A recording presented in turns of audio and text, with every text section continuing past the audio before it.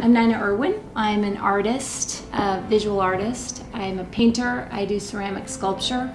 We're originally from Chicago, but we moved to Kansas City when I was about 6.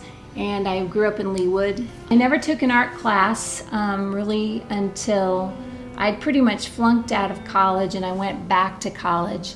And I needed to just finish school, and so I thought art would kind of be a good way to just quickly finish. I grew up in a very educated family and a very creative family. My mother is a very talented artist. She got a full ride scholarship to the Chicago Art Institute when she was 15. She ended up not taking it, but she was good enough to go. And my father was a brilliant person. He was an attorney. He was also like a concert pianist. He was extremely talented, and we grew up with music and art and thinking and literature and everything else. Well, the name of the artwork is The Summery East, and that is a line from a poet, Paramahansa Yogananda, a wonderful guru from India.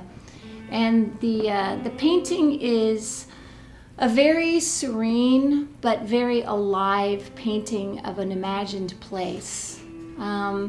It's a landscape, but it has a very interesting building in it, and there's light pouring out of the building. It's something I had thought about, needing to add light to my work at one point. And light is pouring out of the building, and it's not really supposed to make you think anything, but it ends up making a lot of people wonder what is in there and why are we looking in there. And the building kind of fits into into the landscape harmoniously, which is really important to me. I don't like when human beings just throw stuff on the earth and ruin everything in sight. So I wanted to fit that building into a beautiful landscape and have it be part of it, but also have it be something that you found and discovered. I discovered it when I painted it. My original dream was I actually wanted to be a fine artist, and I wanted to paint, maybe do other things, and express myself in that way. And it kind of sounds cliche, but you know, I admired and loved and been inspired by all of these artists through the years, and I really wanted to follow a path like that. So I started to paint, and I started to paint every day, and I painted more and more of what I started to call my temple paintings. And then I started to paint these little paintings with these columns in them.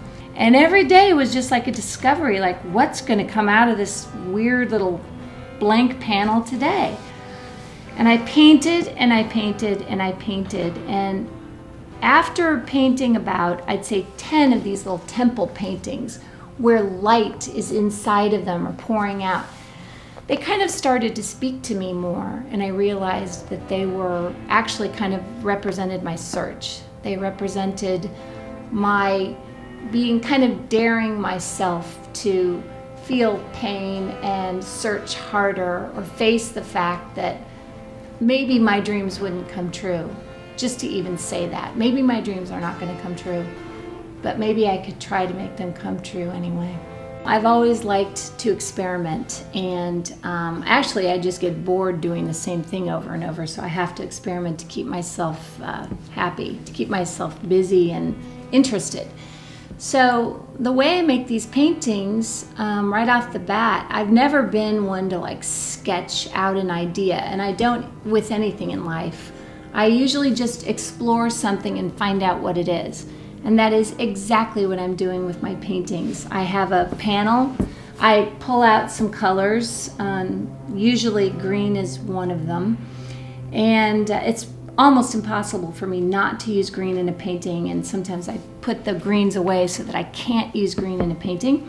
But it is kind of my main color in life. I love the color green. I never get sick of it, and I use it in a million ways.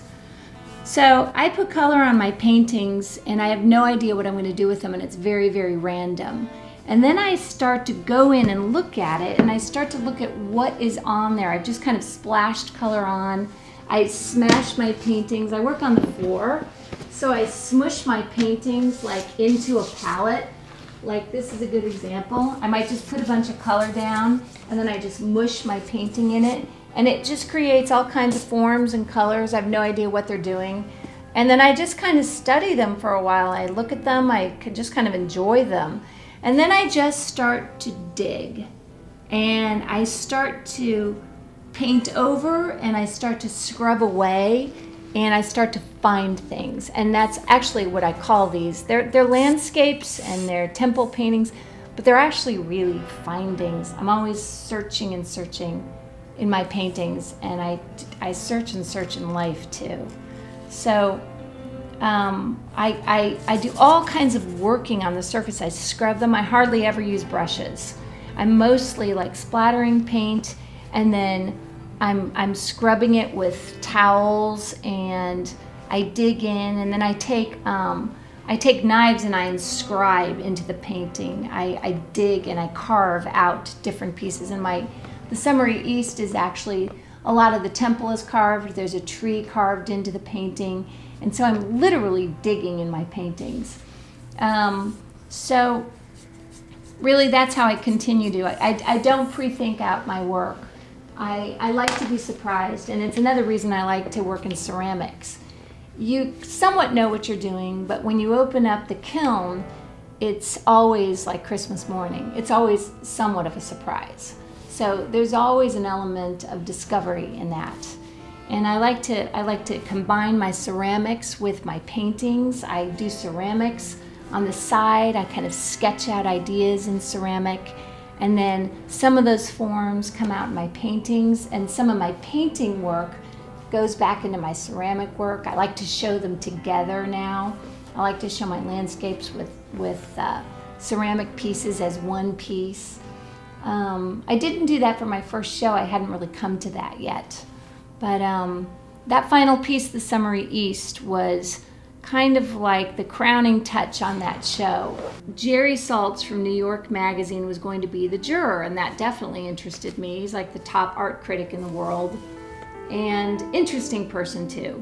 So I put 3 paintings in to be judged for that show, and I found out that I did get a painting in that juried show, and it was the Summary East. It was chosen to be exhibited in the River Market Regional in 2013.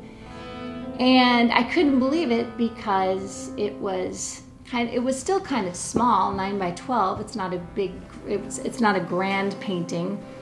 And there was a lot of competition to get into that show. It reaches back. It really much more than my other small pieces.